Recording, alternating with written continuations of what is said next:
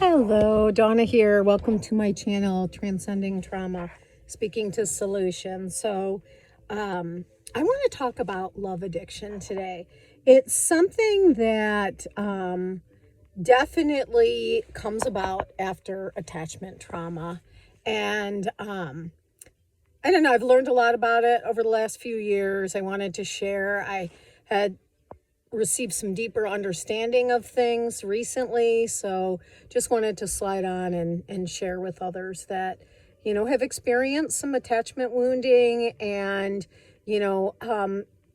help sort out understanding so you can stop shaming yourself and being so hard on yourself, and understanding like we have natural biological behaviors within our system, within our nervous system, within our being, within our biology. And just, like one, the drive to connect is extremely human.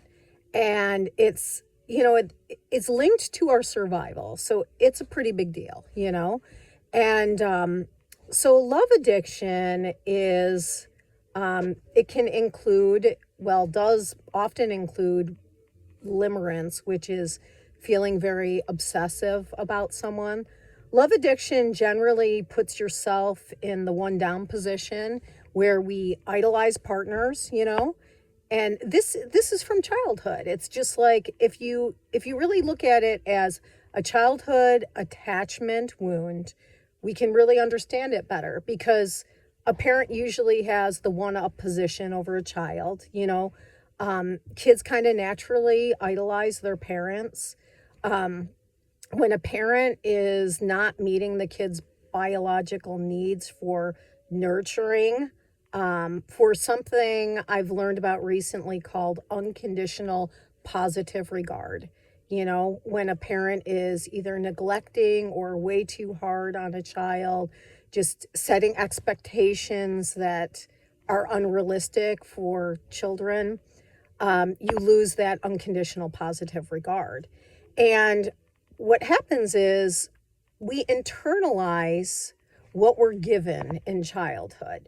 So when we're given unconditional positive regard, when we're given, emotional attachment, when we're attuned to, when our nervous system is co-regulated with our loving parents, no perfectionism from anyone. It's what in psychology they call a good enough parent. No one is perfect, but good enough, having your child be seen, heard, setting the expectations to the proper height for the age. And when we do these things, our children internalize things such as that unconditional positive regard. When we don't receive that in childhood, we naturally, our biology is still hunting for it. It's still seeking that healthy parent. And so in grown-up healthy relationships, the person seeks interdependence. So it's two adults. They are autonomous, they are separate, and they are also intertwined, dependent on each other, called interdependent, because you have both autonomy, separateness, and dependence. That's what healthy, emotionally mature relating looks like. But when you don't receive this internalized, healthy, unconditional positive regard, you're still out there seeking it. And often why love addiction and limerence happen also is the brain starts to create fantasy around the parent. I mean, the natural idolizing because of the one up position, but when there is like a lot of hurtful, negative things happening, the brain will look for ways to regulate itself, and often fantasy, which is not seeing someone the way they truly are, will take over. And then this becomes our model for how we attach.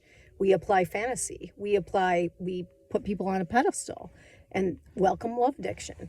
And it's just that seeking of that positive regard that we never received during childhood. So, naturally, like to give yourself compassion, the remedy to shame is compassion. Naturally you're still hunting for this external thing that you never internalized. So you're still looking for that unconditional positive regard, that healthy parent. And we never receive that from a grown-up partner, because no one can give you unconditional positive regard, because that's something that's granted between a parent and a child. When a partner does something that they lose positive regard, it's warranted. So it's, but we give that to children because they're at a different emotional level. Well, sometimes we're at that emotional level in our adulthood because we never received and internalized that. So how do we heal this? I was like speaking to solutions. I mean, first of all, do not shame yourself. Like, if you broke both of your legs when you were a child, your developmental, physical walking abilities would be delayed. Same with your emotional development. It's delayed from experiences that caused emotional wounding. Emotional wounding is, thankfully becoming more and more visible with, the ability to look at nervous systems and the brain and everything on MRIs. They know now that emotional pain affects the nervous system, the physical body, the same way physical pain does. It's a big deal. It's horrible that it's invisible, like to the eye. It's visible by behaviors. It's visible now on MRIs and that, on brain scans, and on, looking at the nervous system and that. So it's not really invisible, but, we're learning as a whole, as a humanity, we're learning emotional pain is real. Even if you can't see it with your physical eye, you can see it again in behaviors and in patterns of behavior and that. So first, starting with compassion, like, I was emotionally stunted and now I need to, reparent and help internalize these healthy things I should have received as a child that I did not. And this calms down that love addiction, giving yourself what you never received, that unconditional positive regard, learning to be compassionate with myself, learning to forgive my mistakes, not saying just go out and do whatever you want, but learning from things like, well, yeah, you did that because of this, but let's do better now.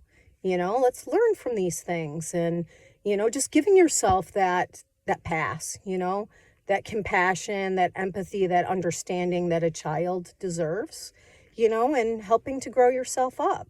And, then when we have this, it also gets us connected to really abusive people, because when we don't have that unconditional positive regard that we've internalized from childhood and we're still seeking outside, who is really good at making you feel seen and loved? It's abusive people that are manipulating, the narcissists and the psychopaths. They do the love bombing, which feels like unconditional positive regard, right?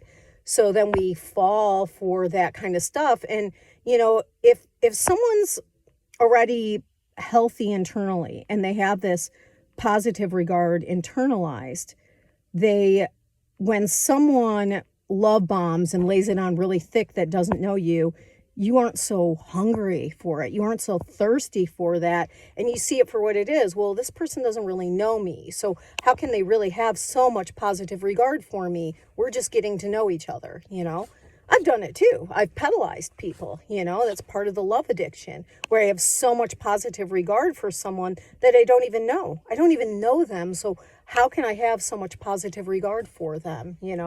It's, it's just a mind thing, it's just a mind seeking, a nervous system seeking, what it didn't receive. So give it to yourself. Give yourself that unconditional positive regard, and you will no longer fall for stuff that's not real on the outside, and you will no longer so much just seek it externally, because you will have already internalized it and it will have become part of your mature emotional construct. All right. I hope that helps someone. Peace out. You can do this.